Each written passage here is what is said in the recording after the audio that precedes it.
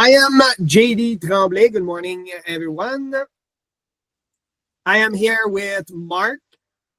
I am JD Tremblay with the Hungry Warrior Academy, where we help men that struggle with behavioral addictions. Marc is a coach and will introduce himself. Yes, I'm Marc Baxter, founder of Greatness Coaching and Consulting, LLC, and I'm similar to JD. I focus on men, but I take a mindset approach, and ultimately, I raise the value of everyone and everything that I encounter. So that's basically what I do, and I'm a holistic coach. So I take every aspect of life and incorporate it into your life to help you become your best possible self. So what brought me to your content was right before one of my race, I saw one of your video and you use this term over and over again.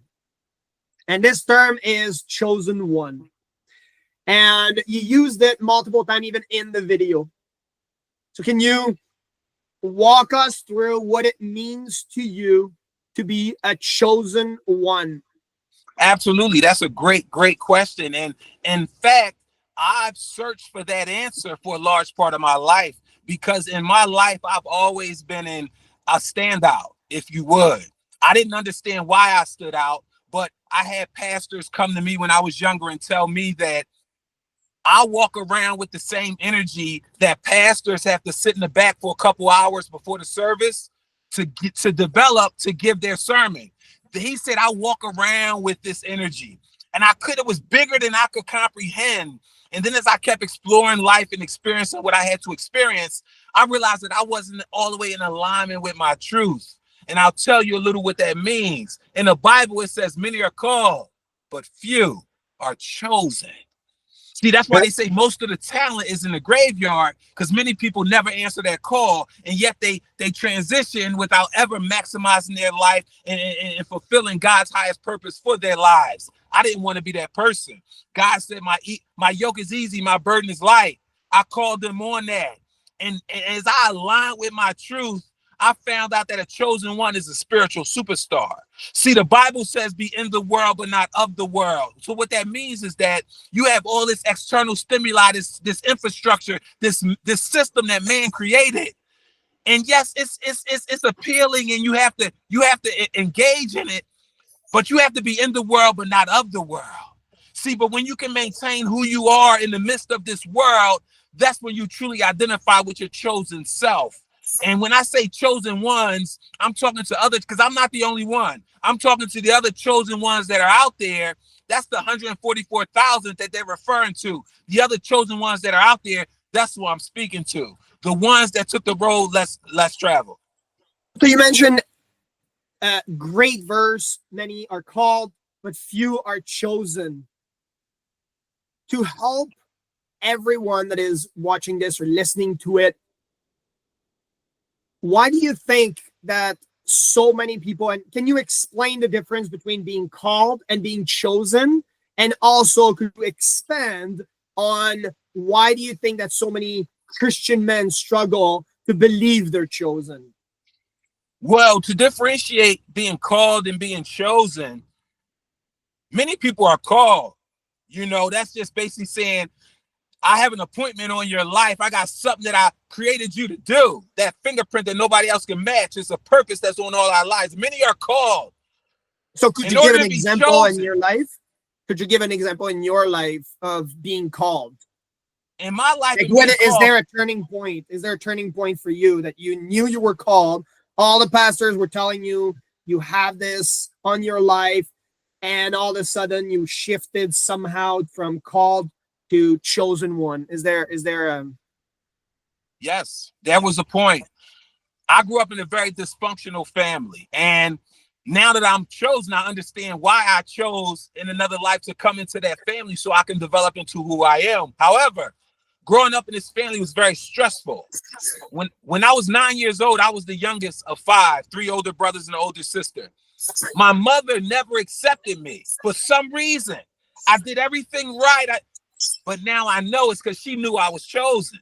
So what happened at a tender young age, My mother, me and my brother were arguing. My old brother older than me. I was the youngest.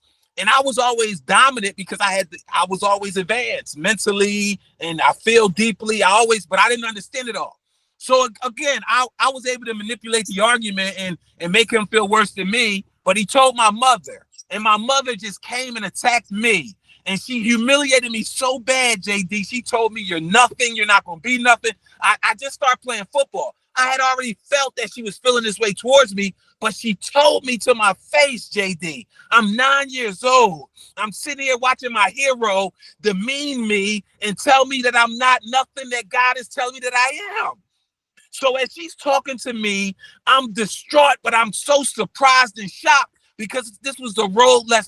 This was new uncharted territory for me. So God came to me as she was tearing me down. God came to me. He said, you got two choices. Because she told me what she had to tell me, and then she left me standing. So before I could cry, before I could maneuver, before I could respond, God said, you got two choices. This was so powerful because you got to have intimate experiences with God. You got some encounters with God. My first one was at 9. He said, you got two choices. You can accept what she said, and that's going to cause you to not fulfill your purpose in life. You're going to put your tail between your legs, and you're going to be reactive for the rest of your life. Or you can listen to me and follow what I'm telling you and walk into who I created you to be. And I took the latter. And I took the ladder and I walked into God, who God wanted me to be. And I'm gonna tell you a story. From that point on, I had to make a decision. I had to negotiate my interactions with my mother, with God. I couldn't be all in with my heart, so I never got the proper nurturing and development from my mother that I was supposed to get. So I had a scholarship. I'm about to close this real quick on this question, and I'll let you ask the next one. I went to college on football scholarship. I was really good, best player in Philadelphia, because I poured all of my desire to please my mother into school, into everything, and thinking that this will make her happy, this will make her accept me. She never would accept me, but I excelled. I got a scholarship to college. You know, I was on scholarship so I could live there, but you had to leave on certain occasions, Thanksgiving, holidays, Christmas, different things. So this was the first occasion I had to leave. I had suppressed my entire family. I had blocked it all out because it was easier for me to cope with life as if they didn't exist. But I didn't realize that I did it until I was in a room with some of my friends. And one of my friends said, I can't wait to go home, man. I miss my family, especially my mother. That's my best friend. And it echoed and it echoed. And God took me somewhere and I sat there. And then I had a rush of my family and everything. And I started getting emotional. And I told him I'll be right back. I went to my dorm room and I cried. I cried like cats and dogs. I cried out. I didn't know what was happening to me. God had uprooted all of the stuff I had buried and suppressed. And he said, you got to face it. I had to call my mother and ask her, can I meet with her when I came home? Because she had moved out of the house. And we had a relationship no better than an acquaintance on the street. When we see each other, like, hey, what's up? How you doing? It was no intimate. It was no love in it. When I got home, and my mother, she was always nice and different things like that. I said, Mom, hi, Mom. I thank you for meeting with me. And I went on and telling her stuff, stuff you did with me when I was 9, other stuff that happened, this. And she was like, okay. She was listening real attentive. And then I let her speak. And you know what she told me, JD? I've never done any of those things. I said, what? And something came over me, such great anger. I felt like I could have snapped her in half. I was so filled with anger and rage. And I said, what? She said, I never did any of those things. And I started crying. I said, what do you mean? And God said, leave. I left in tears and went to my room. And that's when God had his way with me. That's what he wanted. He said, now I got you where I need you. You have to forgive her. I said, I don't want to. And then I said, okay. Because I never could complain too long because I'm too close with God. So I stopped and I said, okay, God, show me how to forgive her. So he started telling me and showing me how to forgive her. And this is the deep part, and I'm gonna finish here. Once I was able to forgive her, and it took months for me to feel the release that I was really forgiving her, God said, now, you know how you had suppressed that you really had family because how painful it was for you to face? Imagine what your mom had to suppress with all that she'd been through, coming from South, dealing with this, dealing with your dad, this. So he turned what was anger and resentment toward my mom to empathy. Now I was able to experience what she was going through, and it took the anger away, and now it made me want to do better for my mother so that she didn't feel the way she felt. And that's when I realized that God was taking me on a transition to being chosen, because I accepted it. I didn't resist where he was trying to take me. I accepted it and forgave her. And I didn't know it would keep building and building and building. I would get more power and more power. But that's how I became who I am now. That was the start of it. Okay, so you're saying that many people are called in the sense of God reaches to them. In your case, it was through your mother, through others around you, pastors you mentioned, and then being a chosen one would be, you mentioned pleasing your mother. So it would be pleasing God and not your mother. So shifting that focus or that purpose towards doing actions that please God and not the world. Or you mentioned John 17:14, which is to live in the world, but not of the world. Yes. So your mother had some sense of trying to drive some purpose out of you. Maybe it was in a negative outcome or negative way, and it was probably done in a negative way, but you saw it as, I still need to get a scholarship. I still need to play football. I know that God is leading me in this way. So how do you reconcile your chosenness, and how can someone encompass completely, fully that chosenness, or I'm using this word of being chosen? How can they really take those reins while still allowing God to be that leader? That's a great question. Here's the major piece of being chosen. First of all, you have to accept it. You have to accept the call. And the call is usually a specific purpose, something that you have to do in life. Once you can accept it, like I accepted the call of following God more than what I felt in the world. So it was deeper than just the wordplay of it. You have to be the word. I had to accept the word. I had to be the change that I wanted to see in the world. So I had to accept authority. See, authority is God's. So how could they? Is God's plan to protect your life. When you're under authority, go ahead. How can men right now watching this anchor themselves in their sense of worth, in their chosenness? How could they anchor themselves? You first have to be intentional about being chosen. You got to be intentional. This is not haphazard. This is no such thing as luck. You have to be intentional about saying, I want to be my best self. I want to be the best me. And then you have to do three things. You have to align your words, your thoughts, and your actions up with your truth. So that sounds easier than it is. So first of all, you have to know your truth. And in order to know your truth, and this is what I do in my coaching sessions, the book that I sent you, the ebook, well, it's the chapters in that book. Get to know yourself, accept yourself, love yourself, and then are you in the very position to effectively give yourself in that order. So in order for you to know your truth, you have to really get to know yourself. And I'm not talking about a visual knowledge of yourself. I'm talking about like a contractor. When they build a new home, they don't just lay it on flat ground. No, they dig deep into the foundation of the place that they want to put the home. And when you dig deep into the foundation of who you are, you find all kind of things in the foundation that you buried, that you forgot was there. You know, when a contractor dig in the foundation, they may find a dead body, they find weapons, they find other stuff. So when you dig into the foundation of who you are, you're going to find things that you lost sight of, things that you didn't know were hidden in there. And that's what you got to dig deep into your foundation, and you got to get to know who you truly are from the inside out. That's what get to know yourself really means. Once you get to know yourself, then you got to work to accept everything that you got to know. Now, again, that's much easier said than done. So what you have to do, all of the answers to life problems are in the mirror. But here's the key. Are you bold enough to accept what you see? And are you disciplined enough to reframe the picture? So in the acceptance stage, you got to reframe the picture so that it's acceptable to you, so that it puts you in the forefront, because you're first, not last. You're the head, not tail. Your story may not look like that, but you have to reframe the picture so it does look like that. So once you can get to know yourself and accept yourself, then you got to learn to love it.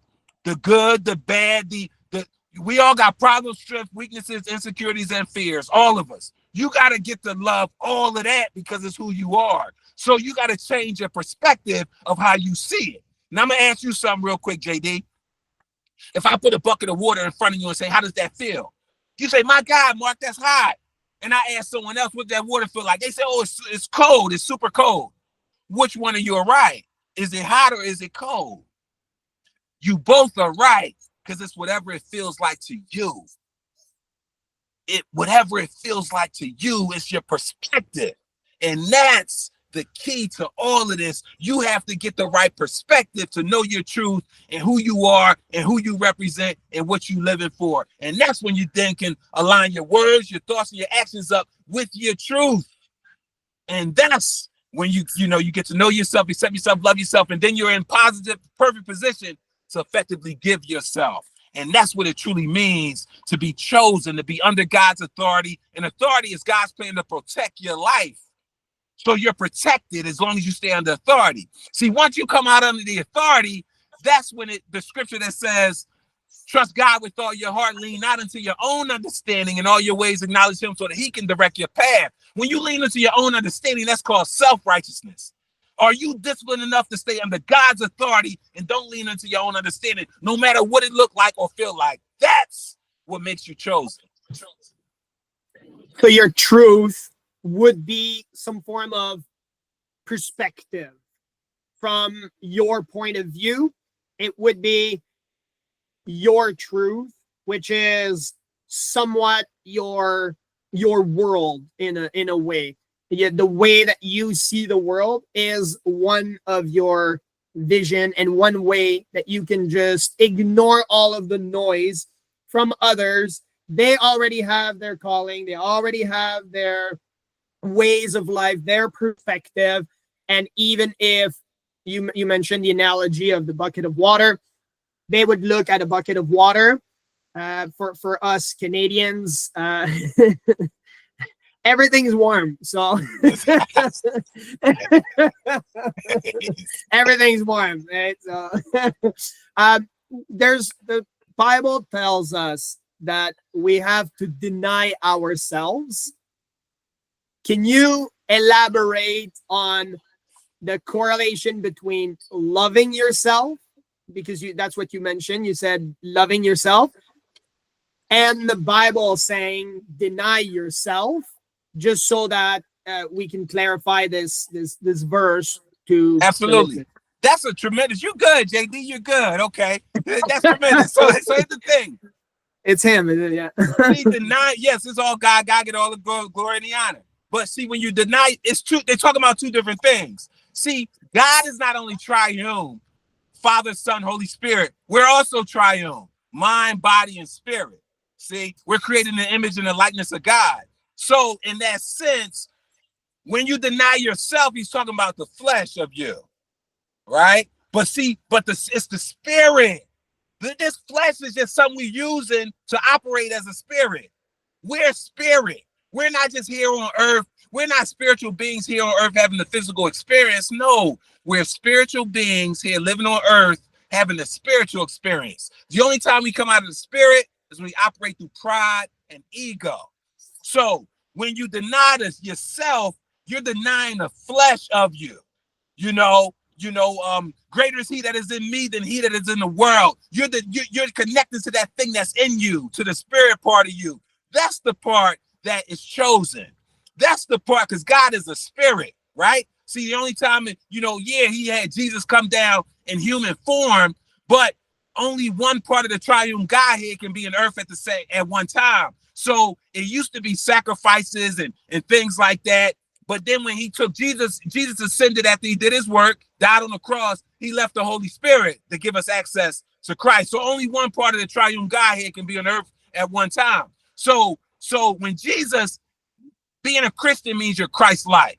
So ultimately, we have to do what Jesus did in our own way.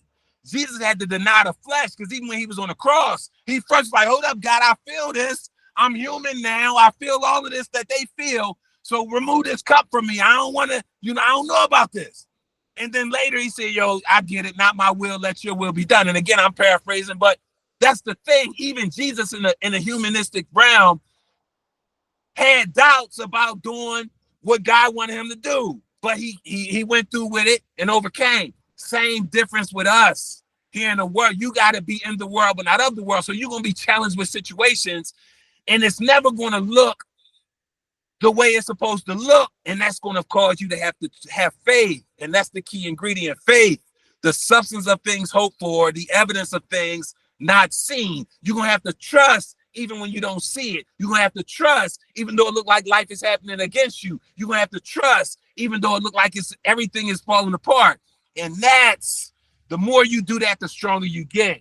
And eventually, God can trust you. He always going to challenge you, but ultimately, you want God to be able to trust you, being on the front line. You got to be Christ-like. You got to be willing to do what God needs you to do spiritually.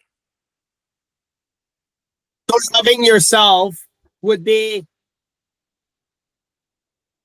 to accept your past as it is. Yes, problem, strength, but going in a different direction while denying that part of your life to not go in the same direction that you were heading. You don't want to deny anything. You don't want to deny anything in your life. You want to position everything in your life to catapult you. You want to use everything in your life to catapult you forward, to take you higher. See, so in other words, the acceptance part, I'm glad you said that, because that's the part when you have to reframe the picture.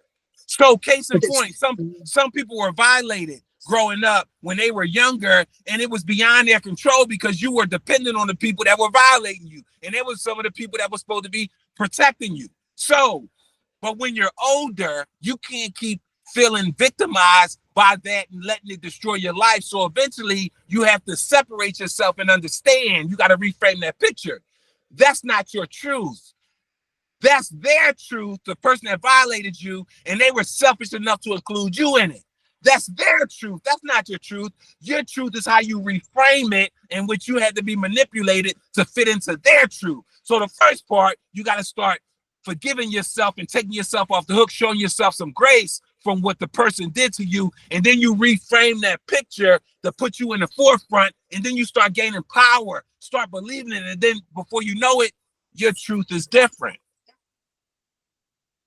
So in essence, you're saying that to deny yourself would mean to understand, reject all the heinous crimes that you would think of to do to the person that committed the heinous crime, so that it does not snowball into an eye for an eye or vengeance.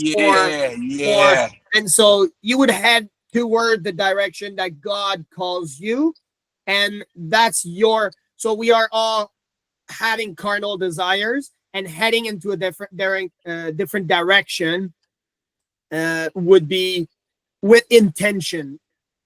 But here's the thing, we're human, so which means we're imperfect. So those carnal desires, they can always pop up, but it's not the cards that you dealt, it's how well you play your hand. So it's not that the desires pop up, it's what you do with them when they emerge.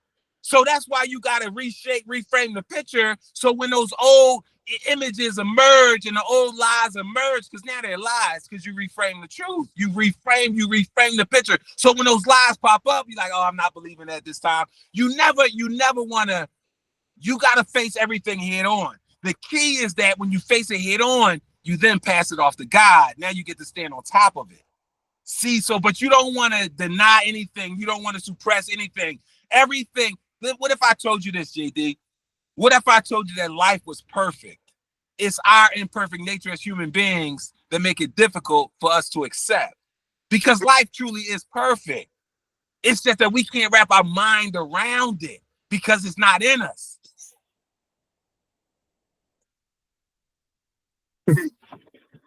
So the chosen ones are under attack, and sometimes they fall into temptations, addictions, shame, and oftentimes even isolation. Are there spiritual disciplines that can help keep a chosen man strong in the face of a daily battle? Yes. Oh, you're on it. See, there are a lot of strong characteristics for the chosen ones, chosen men, particularly. That's our focus. That's always been my focus as well. But here's the thing, because the order of God is God, Jesus, man, woman, and child, not to be controller of, but the example for. So man is the example here in the earth. So the thing is this: when you're chosen, repeat the question. I got off track real quick. Sure. So, what spiritual discipline? Okay, I got you. Could you share with the listeners that would help them in their daily battles facing isolation, addictions, shame, and even the ones that are in the back of the church thinking they're not worthy of being called the chosen one? They're not, they have this calling. They've been told many times. You and I both know they're the chosen one, but somehow they remain as the David that is in the field and not the David that needs to take the sling against the giant and deliver an entire nation. Yeah, I got you. See, there are a lot of disciplines that can be implemented. I got so many strategies. I'll give you some general ones that you said it earlier. You first got to know your truth. You got to have a foundation, because the truth is we all fall short of the glory of God. So we all fall from time to time. What do you come back to when you fall? That becomes a big issue. That's why you have to know your truth and have a solidified foundation. This is one of the biggest things you need as a chosen one to stay disciplined in your calling. You got to have a morning routine, right? So you got to start your day out with some reminders of how amazing you are. Because sometimes you can go to sleep with the stench of yesterday, and you can wake up with that stench and lose sight of who you are. See, because nothing's more important than being your best self. Because when you're your best self, everyone wins. But when you're not your best self, everybody loses, including you. So a morning routine is paramount each and every day, so you can start your day out reminding how amazing, how powerful, how you vibrate at the highest vibration of love. You got to remind yourself of that. Every day you got to come out 100% ready. Every day. Okay, so let's stick on the morning routine, because I think that what I've seen in my practice is that a lot of people get confused with so many different areas, and then they don't even perform even one of these actions. So let's stick to the morning routine. And I've seen on social media plethora of morning routine. They're everywhere. There is this guy who does a 2-hour morning routine. Now we have the 4-hour, the 4 a.m. group, where they wake up at 4 in the morning, but they work at 9 in the morning. And so they do this 4-hour practice of morning. I see you shaking your head.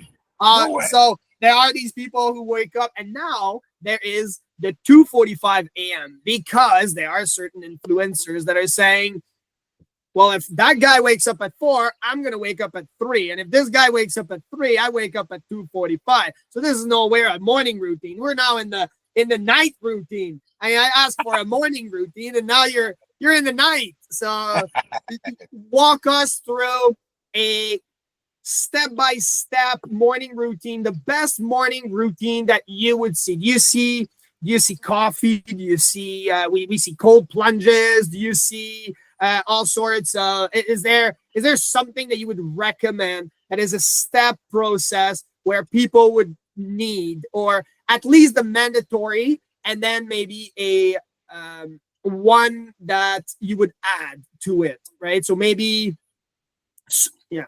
So certain mandatory fields that you would need, you would say, and how long do you think a morning routine would last? That's a very subjective question because you have to meet the person where they are. So if I had a client, if I was coaching someone and I were helping them develop a morning routine, it would be contingent upon who they are.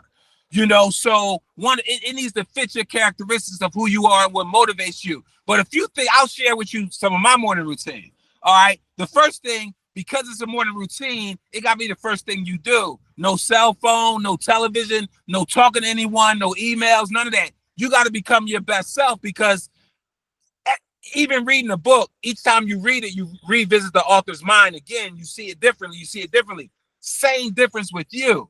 So you can't be looking at emails and then coming to your morning routine takes precedent over everything. So when I first get up, I just wipe my face. I don't go for full shower yet. Wipe my face enough, get into the morning routine. So then I got a vision board. I got things on my vision board. I got my creator's creed. I was going to share that with you today and get your opinion of it. I got my definite chief aim over my life, connected to my purpose, all those things. I got other nice sayings on there. I got things like, I'm divinely guided. I repeat that 10 times. I say, some of my other goals I recited. I got positive affirmations, things I say. I pray. I go into prayer, right? I go into prayer, and then I go and I take a cold shower first, and then I take a hot shower immediately after. The cold shower wakes up all of your extremities. It gets you, fully alert and different things. I'm talking about even in the height of winter. I'm taking a cold shower first. It's discipline, mind control over everything, And then when I come out, when I'm done that, then I got a few other things I do to prepare for my day, easing me into the day, and I go out with full strength. I go out great. Here's another thing, JD. I believe it's literally impossible to have a bad day. It's impossible for me to have a bad day. I don't think it's possible. So if you have a bad day, that means you have 24 hours devastation consistently. That can't happen. Let me tell you what be happening to people. They have a bad situation. They have a bad incident, a bad thing that happens that they continue to fixate on throughout the day. And as a result, it makes them feel like they had a bad day. No. When you have a morning routine that reinforces your foundation, you don't get caught up in none of that nonsense. When you see someone coming to argue with you or being mean to you for no reason, something you said earlier, you said retaliate against people, get revenge. You understand this. If you kick me right now, JD, and I push you, God don't say, okay, Mark, you get it easy because you pushed him after he kicked you. No, you have to be accountable for kicking me. I got to be 100% accountable for pushing you. It's not integrated. It's separate. So if someone did you wrong, you retaliating against them, that only hurts you. It's not going to hurt them. It's letting them off the hook, because vengeance is the Lord's. It's not yours. God will make your enemies your footstool. So your morning routine helps you it reminds you of who you are, who you're supposed to be, and it helps you to remember to return back to your foundation. So you mentioned distraction should be removed as much as possible. Washing your face at the minimum. We're still talking about the mandatory. I want to be alert enough to get it. That's why I wipe my face. I want to be alert enough to receive what my morning routine initially.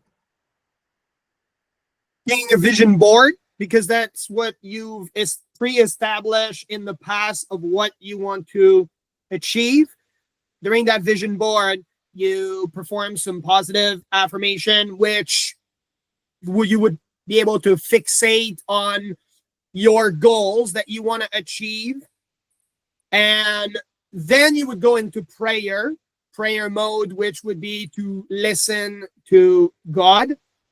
And then you would perform a cold and a hot shower, which we could talk about every single point. Every single point could be an entire conversation. And I think that we'll be able to converse more and have more videos about all of these different steps and understanding them even more.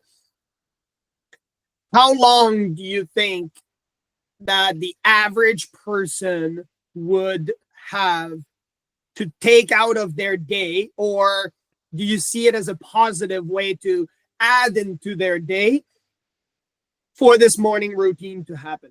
How long do you think this takes you? Do you pray for 5 hours? Do you? No, that's way too long. How That's long? that becomes a burden. This is not supposed to be a burden. Just like God say, my burden is easy, my yoke is light. My yoke is easy, my burden is light, rather. So you don't want to put a burden on yourself. This shouldn't be a punishment. This should be enhancement. This should make you better. So again, it depends on the person. It's in the eye of the beholder. But I would say maybe 10 to 15 minutes initially. But to a new beginner and things like that, if I were working with them, I would be even much smaller than that. I would say let's start out with 30 seconds. It depends on how defiant they are, how difficult it is for them initially. It's all about desensitizing them to it, little increments. How do you eat an elephant? One small piece at a time. If you look at the whole elephant, you'll pass out. It's too big. It's too overwhelming. So I would do it so it is convenient for them. So, I got one client, we started out with 30 seconds. He's married, new kid, different things, 30 seconds. And we took 2 quotes that set his soul on fire. That's all he do. He get up and he make sure he's right. And he read those quotes with all his heart. And then he got done that for a couple weeks. Then he elevated, he incorporated a little positive affirmations. And now he's doing 20-minute morning routines. He's loving it. He's encouraging other people. There's something I told you. See, real leaders don't create more followers. Real leaders create more leaders. That's what I do as well as you. 30-second would be one step into the whole routine. The whole routine, how much time do you think it would take the average person to do? Well, in this microwave society, many people don't want to take a lot of time, especially if it's not giving them something back feasible or tangible like money or different things like that. So many people won't see the value in it until they really do it and see the impact in their lives. So that's why I gave you 2 different. Initially, it depends on where you're at, but average about 15 to 30 minutes. A lot of people will be 8 to 30 minutes. Okay. 15 to 30 minutes. People will be hesitant initially, but that's why you gotta meet them where they are. But just like me, sometimes sometimes God will lead me to do shorter, or sometimes he'll lead me to do longer. But I know my goal. I'm intentional about it. I know what I need to get from it. I'm seasoned. Someone that's just starting it, developing it, they won't be seasoned. They won't know what they're supposed to get. So they have to stick to a regimen all the time. I've been doing this stuff for a long time. For a couple decades. What is the impact that you have seen in your practice that has created an impact in their homes, in their churches, in their culture, in their community? What impact have you seen coming out of this simple morning routine so that others can see the benefit or hear about those benefits that you have witnessed? Well, here's the thing. There's so many benefits, and my mind is racing on this. The first thing you understand is this. The late Maya Angelou said this. People will forget what you said. They'll forget what you did, but they never forget the way you made them feel. It's all about the feeling. So the thing with this morning routine, JD, is this. The feeling that you get from being your best self. See, a lot of people don't even know what their best self feel like.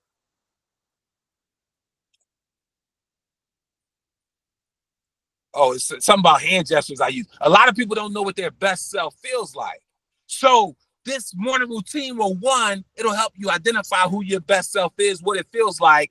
And once you get a taste of that, once you get a taste of walking around as your true best self, you'll never go back. So it allows you to be superior in everything that you do, in every way that you do it. And no one wants to deviate from that, especially when you get a feeling of what it is. You know, how it makes you feel. It's all about the feeling. Nobody can tell you what it's doing for you, but when you feel it, you can't go back from that. It's priceless. And that's really what it comes down to. And then it gives you power, JD. You get power. Like I don't like when I'm in the gym working out, JD, and you can appreciate this. I don't my body don't tell me when it's tired. I tell my body when it's okay to be tired. I don't drink water when I'm in the gym. I don't listen to headphones. I'm practicing being my best self. I'm regurgitating the negative thoughts. I'm constantly standing myself. I'm challenging myself. Oh, you can't be great doing that. So by you doing a morning routine, by you setting the barometer where it needs to be every day, it gives you a landmark. It gives you a foundation of who you're supposed to be, where you're supposed to be at all times. Once you get a taste of that and seeing how it positively impacts your life, you won't go back from it. You won't turn away from it. Okay, so you mentioned about the calling, you mentioned about being a chosen one, what it is to be a chosen one, how to accept your calling. You also talked about you gave tips on discipline, and we started with a morning routine, which is very important, which sets the foundation. For my last question, is there one of your perspective or something that you would like to tell every man that is watching this or listening who believes in Jesus but doesn't believe he's worthy or being a chosen one? Somebody that you would like to reach out to and tell him something. Is there something maybe that you received from your life that someone told you and you said, oh, I wish someone was there when I was in that place that told me exactly these words? No, that's great. And my heart goes out to all of the people out there that doesn't feel worthy. And all of the men out there that feel like they're not good enough or worthy to be chosen and they'll never get to that place. My heart goes out to you, but we'll get you to that place. And here's what I would tell them. Here's what I would tell them. First off, your only competition is you. It's you versus you.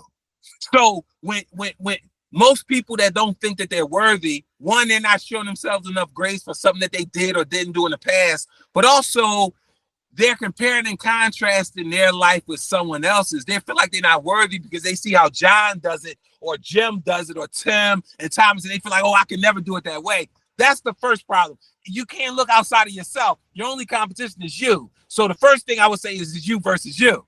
That's the first thing you got to understand. Now, here's the second thing you got to understand. This life is about self-mastery, right? Not mastering him or mastering her, self-mastery. See, what good is it for you to figure him or her out when all of the evidence is based off opinions and assumptions, right? But see, when you figure yourself out, all the evidence is based on facts and you get to benefit off of the results. It doesn't get any better than that. And this is what it all comes down to. Once you master yourself, JD, life has absolutely no choice but to forever bow down to you. Once you master yourself, life has no choice but to forever bow down to you. It becomes open sesame because this whole life is fraudulent. This man-made system and structure, this whole life is fraudulent. It's all created to keep you away from centering yourself on the inside. That's why God say, be in the world, but not of the world. Greater is he that is in you than he that is in the world. Yeah, you got to deal with this world, but you can't become the world. You got to deal with yourself. You got to be who you are. And that's the juice. Once you master yourself, life has no choice but to forever bow down to you. Now, this is my children. They're on this too. My 8-year-old daughter, she even knows this. I say, Corey, what's the 3 principles? Who you compete against? Myself. What do you got to do in difficult situations? Focus. And what kind of thoughts? Positive thoughts only. She's 8. She's been saying that since she was 2. It's about self-mastery. This work, listen, if you fill out a job application, you know what it's reminding you? Look how inadequate you are. Remember that felony you got?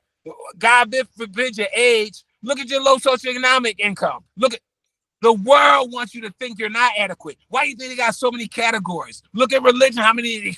See, it's all about taking you away from self. That's why you got to be in the world, but not of the world. You got to be able to come back to self. It's all about you. And once you do that, you can't lose. So mastering yourself would be one of the the ultimate major point. That's the ultimate that you would provide for. That's what all of this is about. Watching this. And then it would start with a morning routine. And then they could also get a coach or someone that guides them through it. We'll probably have another meeting about maybe brotherhood or other topics that you mentioned that are quite intriguing. I'd like to learn more about. Definitely need a coach. You need a coach. You need an accountability partner, someone to help you be accountable. And we're imperfect. So when you fall off, you need someone to help you guide you back on. So, and also, I tell my clients all the time, even though we meet once a week, feel free to break through my phone if you need me. I'd rather us put our minds together on that decision than you make it thinking you can't contact me and you make a bad decision. So even in light of that, you need someone there. Case in point, you're a fitness you advocate for fitness, JD.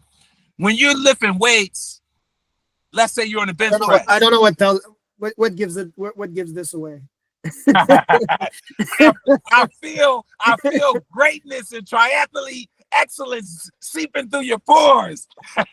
But what it is that when you lifting on your own, it feels good. You know what you can do, but it's something about having someone standing behind you, a spotter.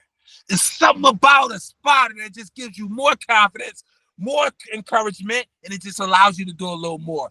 That's why you need a coach and accountability partner, especially someone that can help you become your best possible self. So I strongly encourage it. Even coaches have coaches. So yeah.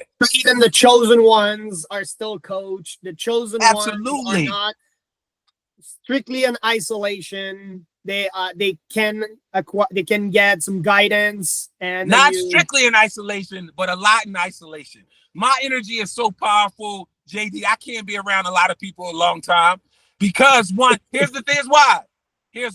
Like if I was really living with people, they would be superheroes where they could see me. I'm telling you, JD, my energy I'm a machine with love, and it doesn't change. I don't have bad days. I don't have no.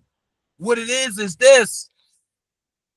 Chosen ones do need a lot of isolated time because God gives you downloads. Energy is transferable. My energy is so powerful and vibrant that, your energy won't always win. If I'm around a bunch of people that don't have energy like me, I'm consuming their energy as well. So I do need a lot of period of isolation to receive downloads from God. And also God restores me and shows me how to be better. So yeah, that's a big part of it. Perfect. So we'll leave it as that, and then we will get all of your links. Is there maybe a website that you'd like to talk about or a link where people can contact you for your services? Sure, you can.